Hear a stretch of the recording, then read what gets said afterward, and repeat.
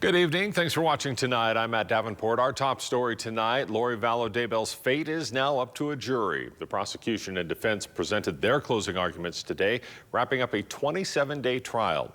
KPVI News That Works For You journalist Misty Englert reports now from Rexburg. After 6 weeks, all 18 jurors remained in the Lori Vallow Daybell trial, but only 12 can deliberate. So after closing argument, 6 were randomly drawn as alternates, and the rest will have to come to a unanimous verdict. Money, power, and sex. The prosecution ending the same way they started, telling the jury what they believe this case was all about. Beginning in October of 2018, Lori Vallow and Chad Daybell set in motion a series of events that led to 3 horrific murders in the state of Idaho. Prosecutor Rob Wood reviewing some of the key evidence in the case, like text messages between Chad and Lori, GPS data, and Lori's hair found on the tape on the plastic bag around JJ's body. Wood showing pictures of JJ Vallow, Tylee Ryan, and Tammy Daybell, saying the state met their burden of proof in this case and urging a guilty verdict. What does justice for these victims require? It requires a conviction of each and every count. Meanwhile, the defense trying to paint Lori as a good mother, refuting the state's claim it was about money. And what did we learn about Chad and money? He's an author who has gone bankrupt because he can't sell enough stupid books about the end of the world.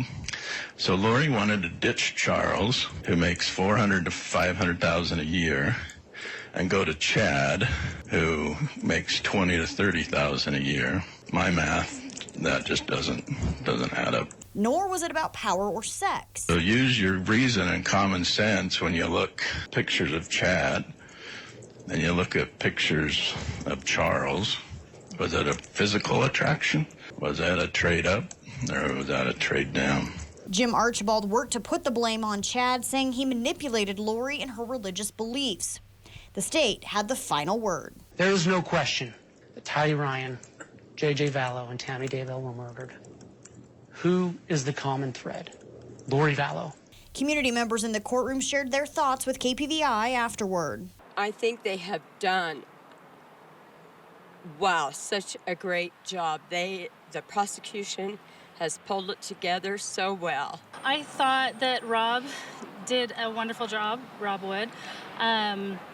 The prosecution, he was clear, he was direct, he was confident. And Jim, he did really good.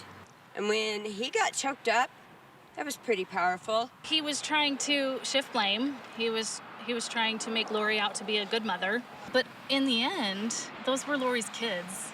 So for me, it fell on deaf ears. Lori is facing 2 counts of first-degree murder for the deaths of JJ and Tylee, 3 counts of conspiracy to commit murder for JJ, Tylee, and Tammy, and 1 count of grand theft. All are felony charges. The jury must reach a verdict on each of those charges, and that verdict can take as long as the jury needs. Reporting in Madison County, Misty Englert, KPVI News That Works For You.